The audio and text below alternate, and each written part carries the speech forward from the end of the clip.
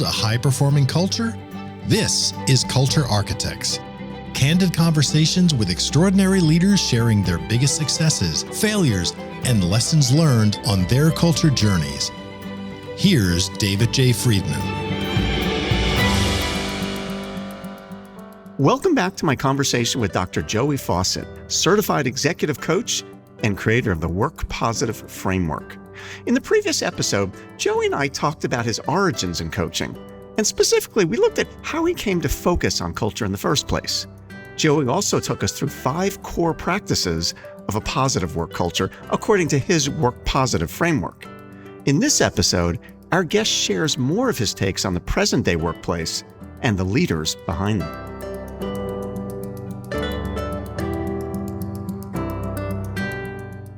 So I want to take our conversation, Joey, in a slightly different direction. Okay. I'm thinking about one of the observations that I see in talking to as many CEOs and senior leaders as I do. And I want to get your reaction to this. One of the points of confusion that I see among many leaders is they're being told on the one hand that this new generation, everything needs to be collaborative, and we want to make sure that everybody feels good about what they're doing and that everybody's happy and everybody's feeling positive. Yep. And so that they're getting all that messaging. And on the other hand, they're confused about when it's time to just step up and lead and say, hey, you know what? This is where we're going. If you don't like it, you probably should work somewhere else. Because there's a little of each that's necessary. And one of the things I find so fascinating is that when I talk to groups of CEOs, they're constantly trying to make sure everybody feels okay about everything that's going on. And when I talk to senior leaders, they're frustrated that their CEOs won't just call out a direction and tell us where you want us to go, because I'm happy to go there. Mm-hmm. And so there's a lot of confusion in the marketplace about how do I balance, if I'm a leader, leading, and at the same time making sure that my people feel good about what we're doing. So how do you help people to think through that? Oh, man, what a great question. And I think, again, is endemic to the fact that we have more generations at work now than we've ever had before. Mm-hmm. And so we're just coming at life differently. Bob Johansson is a friend of mine. Bob was around he's a futurist and was around when the internet was created, the ARPANET, actually back in 73 with the DOD. And Bob has helped me understand this as much as anybody. He talks about the VUCA world and leadership. In fact, I highly recommend his book, The New Leadership Strategies, and then several other books. Office Shock is his latest, which is an amazing book. But in thinking about the role of leadership in a VUCA world, which is filled with volatility, uncertainty, there's so much chaos and ambiguity. The role of a leader, in the midst of 3 generations at work today, David, I think is to provide clarity. Mm-hmm. Now, our generation is used to certainty, right? And we want to be told, here's the way it is, and blah, blah, blah, blah. Well, just wake up every morning and look at what's changed since you went to sleep last night. There's very little certainty. I mean, there's some things, yes, but very little certainty, and far more is up for grabs today. Mm-hmm. So what we've seen, and you've seen the studies as well, is that teams are looking for clarity today. Here's the direction we're going in. This is, and so it's aspirational, but yet it's influential at the same time, because this is the direction we're going. And we really lean into that and need that from our leader to say, here's some clarity around where we're going. Now, the how of getting there, that's something we'll construct together. But as you know, the forces, the principles that shape how we get there, really important. Because then I get to come with my unique contribution, and we're serving the same priorities, right, out of a common set of core values. And so being able to do that, now that I know that the leader said, here's where we're going, then I can operationalize that, because now I'm clear. I know where I'm going. Mm-hmm. Yeah. Also, I'd like to add that it's not necessarily, I don't think, correct me if I'm wrong, I don't think it's a leader's job to make sure everybody feels good about their work. I have to be responsible for my own happiness, right? And the choices that I make. So it's my choice to unselect myself from belonging to this corporate culture. Yes. Yeah. And that's the level of personal responsibility that, and the choice that I have to make in my life. And so just setting some boundaries and parameters around that. I want people to understand who work on our teams that their daily tasks are connected to the greater mission. Do I want them to understand what the mission of our company is? Yes, absolutely. Do I want them to feel good about the work they're doing? Yes. However, it's their job to feel good about it. So this is the difference between feelings and emotions. There are lots of feelings that we all experience. Leadership sets a filter in place for those feelings so that there's clarity about what emotions guide the values of how we get to where it is that I just clarified for you. And of course, Simon Sinek would want us to add, and why we're going there, right? Does that make sense, David? It does. And I think about that clarity. Patrick Lencioni, I'm a big Patrick Lencioni fan, in his 4 Obsessions of a Leader. And he talks so much about clarity. Everything is about creating clarity, teaching clarity, reinforcing clarity. It's all about where are we going? What are we doing here? And I think it's an interesting distinction that you're making, that as a leader, I can establish that. I need to, not only can I, it's my responsibility, I think so, to establish that clarity. And at the same time, once people are clear about where we're going, I can have perhaps a lot more participation in how we get there, where a generation ago, I might have dictated, here's not only where we're going, but here's every step about how we're going to do it. And you better darn well do it or you're getting out of here. Now, it's still important, as I hear you saying, it's still important, maybe even more important than ever, for me to establish that clarity, but it's the how part of that is going to be perhaps a lot more participative and engaging people today than it might have been a generation or two ago. Absolutely. And that's the difference between clarity and certainty. Certainty, I would have told you to do it my way. Here's the how, right? Clarity, it's where. This is where we're going, and this is why we're going there. And then the collaborative process rises up to determine the path, best path. I also like what you're saying about the personal responsibility of each person to say, hey, you know, if this doesn't work for me, I probably should work somewhere else. Absolutely. And that's okay. There's nothing wrong with this, where we're going. If I'm clear as a leader and I'm saying this is where we're going may not fit everybody's desires. And if where we're going doesn't fit your desires, you probably should select and go work somewhere else. Absolutely. This is what we're doing. And as a leader invested in what's best for the company to create sustainability, that's what I've got to do. However, I can also be compassionate and care for persons who choose to self-select, so that when they come and say, you know, I'm really not on the career path I want to be here, or, you know, whatever their reasoning is. Okay, that's great. Let's connect you with a career coach. Let's help you make that discernment. And because caring for people on the way out the door is just as important as while they're there. Yes. You know, it's interesting. One of the things that I hear often, I hear people who are leaders specifically who are struggling with that person who has been on the team for lots of years and I feel some loyalty to, but they're not being successful and I don't know what to do about it. And one of the things that I always counsel people on, very consistent with your message, is if we separate these 2 very distinct decisions. One is, should this person still be on our team? Secondly, how should I deal with them? If we separate those, the decision-making becomes a little easier. Many times in my experience, we collapse those 2. And because I don't know how to deal with Joey, who's struggling, but I really like him and he's been a part of my family, my work family for years, but he's not getting it done. I don't know what I'm going to do about him. And I feel bad about it. I feel guilty about it. So he stays. And he's struggling and the company's struggling.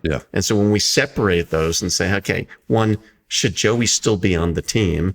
Well, if he's not happy and he's not getting the job done, he doesn't have the skills we need. No.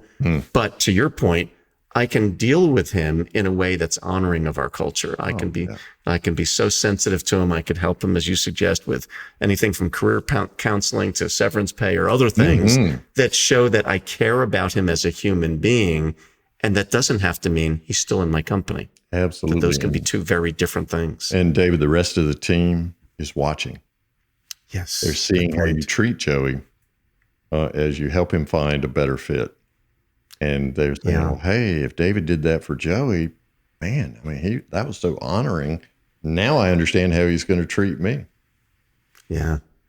And interestingly, in the opposite direction, they're watching that too. Oh my goodness. If he's not dealing with it, it not only is, I mean, certainly we don't want the leader to treat that person poorly, but if the leader isn't dealing with it, is avoiding it, I'm sitting there as that person's teammate, perhaps taking on extra work, extra load because he's not pulling his weight and nobody seems to care about this. Is this the kind of company I want to stay in? Yeah. I think so. They're watching all of that. The euphemism today is quiet quitting. Yeah. I don't think there's anything quiet about it, but anyway. Yeah. Yeah. I mean, one of the unintended consequences of not dealing with those situations is the quiet quitting. The people that, or maybe they actively quit and say, you know, if this is the kind of stuff that's okay here, maybe I don't need to be part of this company. And it's like a sack of garbage. You know, when I take my wife and I both take the garbage out, by the way, we're equal opportunity garbage taker outers. And, but if I just put it on the back porch where the sun can bake it, it's not going to smell any better after a week until I get to go to the collection center. Right. So putting it someplace else is important. So just because you don't want to deal with it because there's, you know, it's uncomfortable or what have you, it's not going to smell better. All true growth lies just beyond the edge of our comfort zone.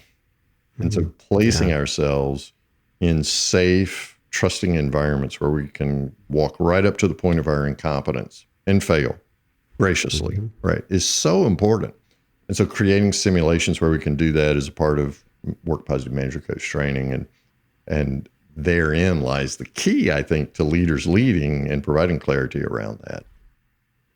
Do you think, Joey, that all leaders have the ability to create a positive work environment, or does it vary by the personality of the leader? Well, you're asking a guy who's done MBTI for 30 plus years, right, as a certified admin. And then if, you know, you want to talk about Enneagram, you want to talk about DISC. So I do think it comes more naturally to some leaders than others. However, I think once you get buy-in, once I choose to buy in, once I tap, because all motivation is internal. I can stimulate you, or I can, which is the preferred thing that we want to do, or I can just command and control you, right? But motivation is an internal process. So part of leadership is discovering what it is that motivates someone and tapping that felt need, perceived need within them. And some leaders are just better at that than others. But once I do that, then yes, I think everyone can create a positive work environment. And if we go back to, I think it was Blanchard who talked about, popularized that notion of influence, leadership is influence. Do we all have that opportunity to influence, whether it's in our families or whether it's at work or even with our coworkers, right? We can influence them and be that leader. So, you know, I could tell you which MBTI types were probably more likely to lead out in this regard than other. However, it's like creativity, and you've seen this too. You know, if you ask somebody if they're creative, no, I'm not creative. However, if you create an environment in which they're able to willingly suspend their disbelief that they're creative long enough, then suddenly creativity and innovation becomes a part of your company culture and a competitive advantage. So, yeah, you can do it. It's just a matter of, are you willing to pay the price for doing it? Right. Yeah. So what do you think is you mentioned competitive advantage. I'm curious, you know, you've worked with lots of companies. You've seen often very rapid impact of creating a more positive work culture. How does that play into competitive advantage, do you think? When work is that, and I know safe environment is, we hear a lot about that today. But if it's a place where, I like to talk about transparency and authenticity. When transparency and authenticity are a part of our aspirational culture anyway, and we're relating to each other, this is the conceived core practice, David, when we're relating to each other out of those two characteristics particularly, then we have the ability to trust each other enough to disagree with each other, right? Or to ask hard questions. Why'd you say that? What does that mean to you? I'm a little uncomfortable with this. Just some collaboration. The word feedback has become a bully club for so many of us, right? Hey, Joey, can I give you some feedback? There's an allergic reaction right there, right? You steel yourself and you feel your stomach tightening up and what have you. But if it's collaborative and we trust each other enough to be authentic and transparent, then there can be a healthy dialogue, right? About how this is going to work out and how this will be best for the company. And when that happens, that's when innovation becomes a competitive advantage, because you begin to find solutions that are greater than any one of you could have produced alone. And yet again, another advantage of moving from command and control to collaboration. But the secret in the sauce, David, is it takes that authenticity and transparency. Right. And leaders who create comfort and safety in that environment. I got to know I'm not going to get fired for disagreeing with the boss. Right. Yeah. Many years ago, I learned a lot about communication from a consultant. I think I may have even mentioned to you before, called Lloyd Fickett. And Lloyd Fickett, very brilliant guy, and had created a set of communication tools that he called the collaborative way. And some of those tools have become woven into some of the fundamentals that we teach. But Lloyd used to talk about, I remember this when I worked with him, he used to talk about unleashing or harnessing the collective intelligence of the organization. And that's what I hear you saying, that when the language we use in collaborative way and in fundamentals, we call speak straight and listening generously and creating, honoring commitments, creating this authentic way of relating that does unleash or helps us to harness that collective intelligence. If you think of all these people in an organization, there's so much capability there that's kind of locked up and stuck because of all the things you were describing, that because I'm afraid that I'm not allowed to say that to somebody, or maybe I don't even have this, maybe I want to say it, but I don't have the skills to do it effectively. Or when I speak, nobody listens anyway. And all those things that kind of jam up that capability in the organization. And if we could create an ability that through, your positive work framework or through the fundamentals that we teach, if we can create the kind of culture that enables people to be more authentic and to have those conversations that they might not otherwise have, we're able to harness and unleash that collective intelligence in the organization. And that leads to higher productivity, higher engagement, better retention, better customer service, making more money, more innovation, all of the things you've described. And the fun factor goes out the roof too, right? Yeah. And it's a better place to be. Yeah, David. And so I'm telling my family members they need to come work here, my friends, people in our community. And David, you put your finger on the pulse of why we use coaching to create this culture transformation, is because in a coaching relationship, now again, you managers walk that dance. There's a time to manage, there's a time to coach. But when you're coaching, you regard the coachee as the expert. Because I don't know what you know, David. And so my role is to remain curious and to just keep asking powerful questions that allow you to go, And so you're connecting dots and having aha moments that directly benefit the company. So just imagine, if you will, dozens and dozens and dozens of managers using this coach approach to unleash the collective intelligence and to harness that. I mean, you talk about a competitive advantage, buddy. Whoa, we're off to the races. Incredibly. Yeah. Well, as we wrap up our conversation, Joey, 2 questions for you. One, I want to know the biggest thing you'd like our audience to keep in mind, similar to question you asked me. And then secondly, I want to ask you about how does our audience find out more about you and the Work Positive framework and your books, et cetera. So let's start with, if people are listening to this podcast and they were to tell a friend, hey, you got to listen to this podcast because there's some key ideas here, what's the biggest thing you want people to take away from today? You have a choice. You really do have a choice. And look, I've worked in some of the most toxic environments you can find. I've found myself trapped in some, just like you. And you have a choice about what to do with that toxic environment, because you ultimately can take personal responsibility for yourself Now you can play the victim and talk about it sucks to work here and it's the working dead and nobody listens to me and the kinds of things that we've noted throughout this podcast. However, at the end of the day, you put your head on your own pillow and you wake up with yourself every morning. I don't care how many people are in the bed with you or where you are. It's ultimately about the choices that you make. So I want you to feel empowered. I want you to feel encouraged that you can make a difference in your own work experience and begin to transform, even if it's just a baby step, to take a personal step in the direction of, for instance, in the perceived core practice, we teach you to use pull media instead of push media so that you're not marinating your brain in, if it bleeds, it leads, network news every morning, right? Even if you just choose to do something other than marinating your brain with TV or radio every morning, that sad sack news, that's one thing that will contribute to your well-being. So you have a choice and you can do that regardless of where you work. Yeah, that's powerful, really powerful. So if people want to learn more about you and the work that you do, where do they find you? It's really simple. Just go to workpositive.today. Go to workpositive.today. And man, we've got some great resources that we'd love for all the Culture Architect fans to go there and get.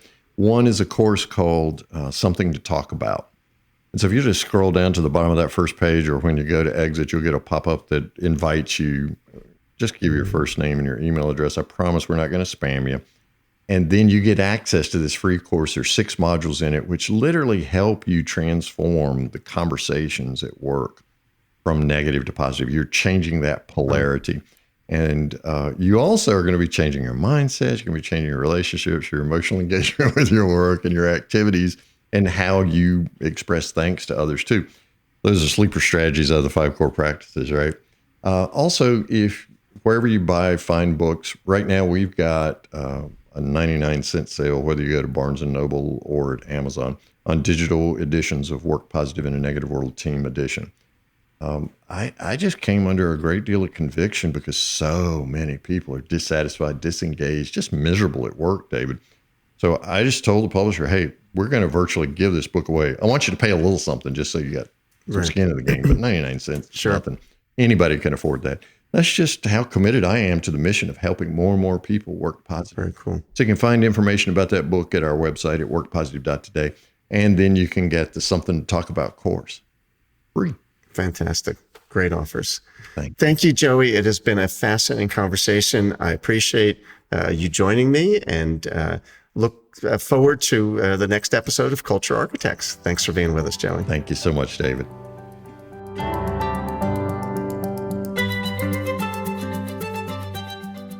And that's it for this episode of Culture Architects with my fellow culture architect, Dr. Joey Faucette, certified executive coach and creator of the Work Positive Framework. If you're enjoying our show, make sure you subscribe, and that way you automatically get my new episodes as soon as they drop. Also, if you have a minute, I'd love it if you left us a review, and that way more culture fans like you can discover the show. I'll see you next time.